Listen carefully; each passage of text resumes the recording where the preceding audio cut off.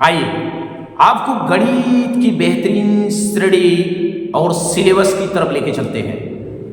प्रश्न जो है वो वृत्त से संबंधित है।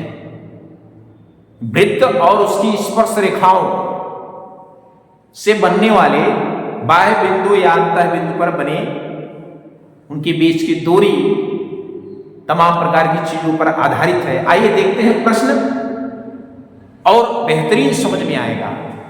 क्या है प्रश्न? प्रश्न है एक बिंदु Q से एक वृत्त पर, Q से वृत्त पर, इसका मतलब बिंदु Q जो है वृत्त के बाहर है। वृत्त पर स्पर्श रेखा की लंबाई 24 है। जो Q है वृत्त के बाहर, वहां से वो वृत्त पर जो खींच रहे हो स्पर्श रेखा, उसकी लंबाई कितनी बोल रहा है? 24 से। आगे तथा Q से वृत्त के केंद्र की दूरी 25 से। तो वृत्त की त्रिज्या क्या होगी? क्या त्रिज्या? आइए आपको इसको हम चित्र द्वारा बना के एकदम एक्सप्लेन करते हैं। ठीक है, ये देखिए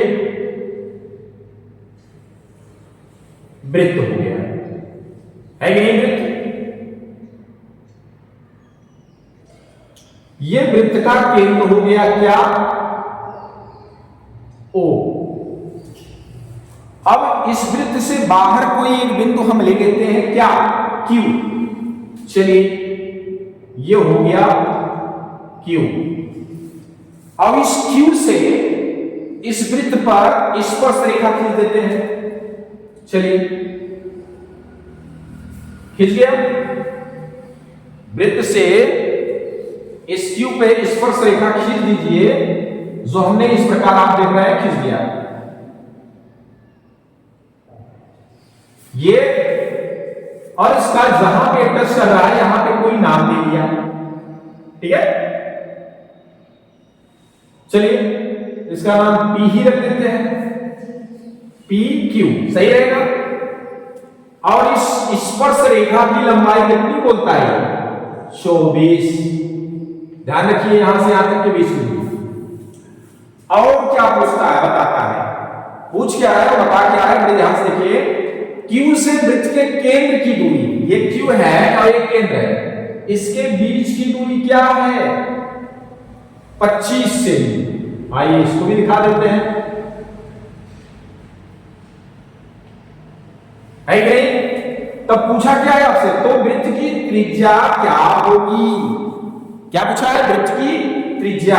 इसी को ऐसे इससे P को O से मिला देते हैं, ये वृत्त की त्रिज्या होगी कि नहीं?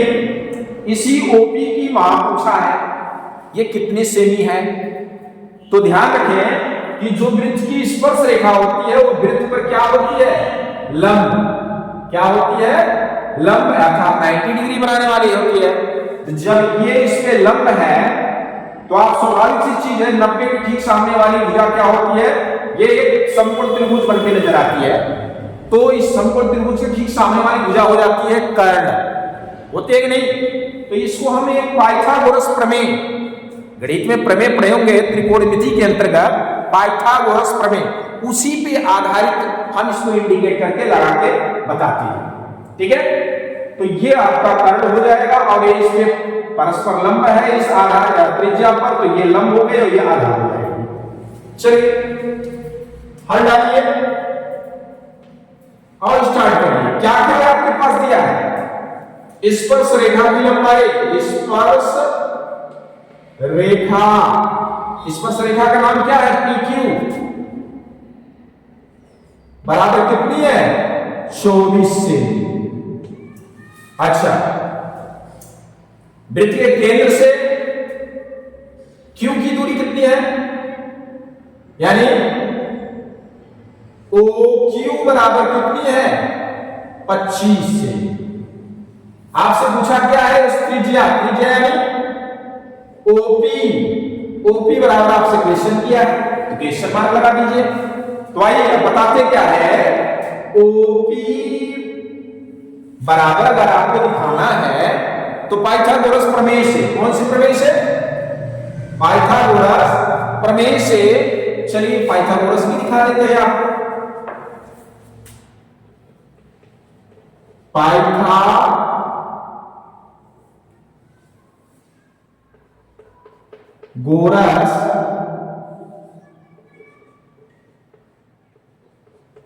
प्रमेय से आपको पता होना चाहिए फार्मूला होता है क्या? कर्ण का स्क्वायर बराबर होती है किसके? लंब की स्क्वायर प्लस आधार की स्क्वायर होती है ना। लेकिन हम इसके नाम यानी इनके नामों के आधार पे हम इसको फार्मूले रख रहे हैं क्या? ओपी बराबर, तो ओपी क्योंकि कर्ण स्क्वायर होता है तो कर्ण हम यहां थोड़ी लिख रहे हैं, हम आधार लिख रहे हैं ओपी। तो आप देखिए ओपी बराबर डायरेक्ट ओपी निकालें तो रूट में रखेंगे फार्मूला, और ओपी का स्क्वायर निकालेंगे तो लास्ट में स्क्वायर रूट हटाएंगे। तो जैसा भी हो आप कर सकते हैं। चलिए हम ओपी का स्क्वायर दिखा देते हैं। ओपी का स्क्वायर बराबर क्या? ओक्यू का स्क्वायर माइनस पी क्यू का। चलिए ओक्यू कितनी है? 25 माइनस पी क्यू कितनी है? 24।